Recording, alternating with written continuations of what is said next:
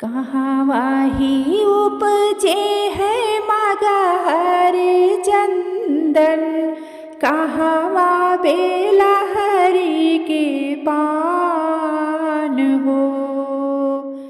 कहवाई जन्मी है सीता रानियवा, कहवाई श्री भगवान हो।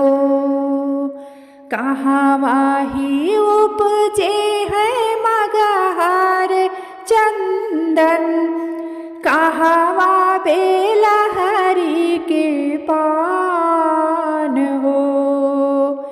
कहवाई जन्मी है सीता रानियवा, कहवाई श्री भगवान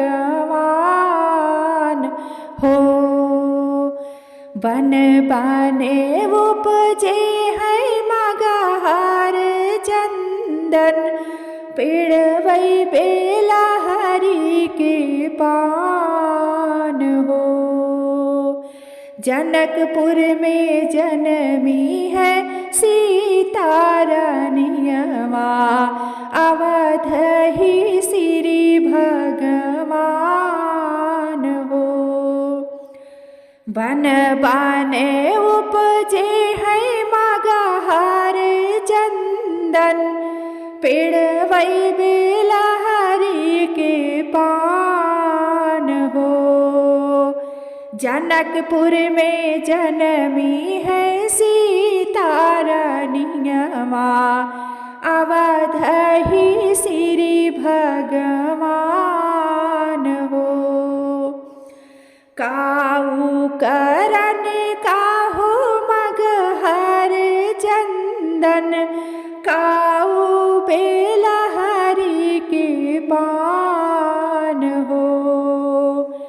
काऊ करन काहो सीता रानियवा, काऊ करन श्री भगवान हो। काऊ करन काहो मगहर चंदन, काऊ बेला हरि के पान हो। काऊ करन काहो सीता रानियवा, काऊ करन श्री भगवान हो। देई के उपजे है मगहर चंदन, रचहि बेला हरि के पान हो। बियाहन का जन्मी है सीता रानियवा, बियाहन का श्री भगवान हो। देई का उपजे है मगहर चंदन, रचहि बेला हरि के पान हो।